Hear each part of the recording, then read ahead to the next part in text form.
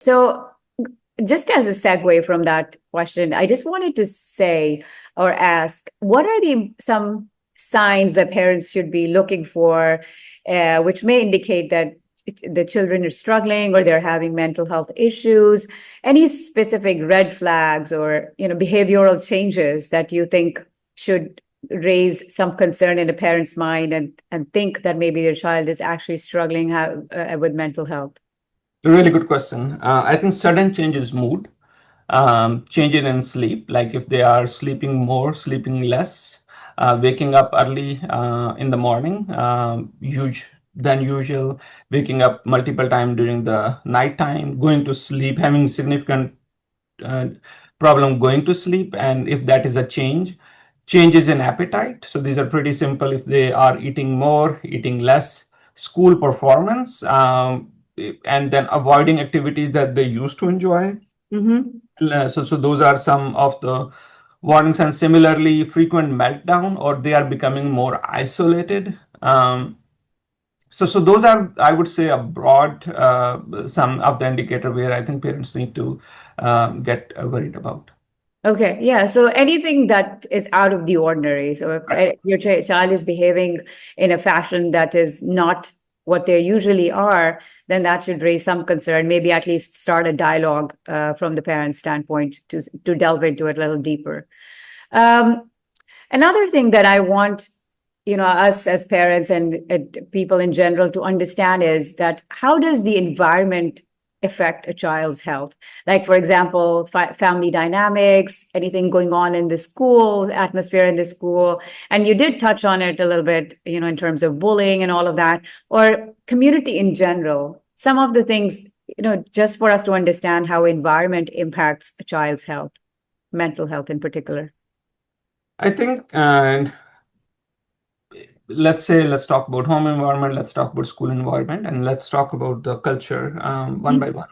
So home environment, if the way is the comparing each other, look at your other sibling, look at your friends, look at that neighbor, how good they are doing. So if the comparison is something that parents are trying to motivate their kids, if as if not having much opportunity to listen to them, and just telling them what to do and how to do it without giving them opportunity. The third thing is, if we are not creating this environment where we have the room for our children to fail, make mistakes, and be open and honest to share those things with their parents without being scared of being penalized, and how parents are open to have those conversations rather than in a punitive way. I told you not to be on your screen. I told you not to hang out with friends. So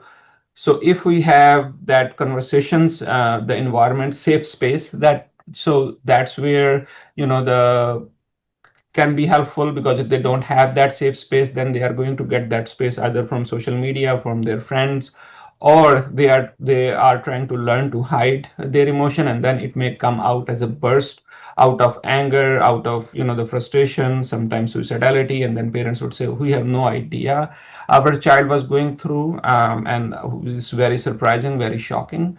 And the reason is because the child might have been sharing a lot of clues, but we have either were not have that safe space, and the child and the teenager may have learned there's no point, because it just add more shame, more guilt, more frustration, more tension between parents. So that's a home environment, that plays a role. Let's go to the school environment. Is it a public school, private school, Muslim school? All have different challenges. I'm not saying one is better than the other.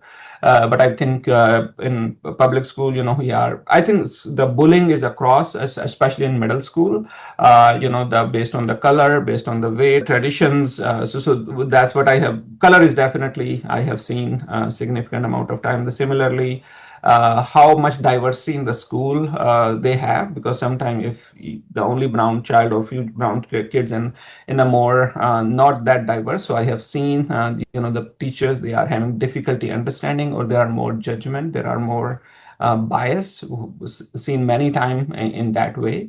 Similarly, how much awareness and the training teachers and the principal and the school counselor and the guidance counselor have about mental health awareness, because many times I feel so bad that our children, neurodiverse children, especially ADHD, anxiety, depression, that is across the, no matter what your background in race and ethnicity is, I have seen they are either being labeled or they are being more dealt with a punitive way. If you are not working hard, if you're not doing homework, we are isolating them, or this is, you are not able to attend this, or you cannot have your recess time.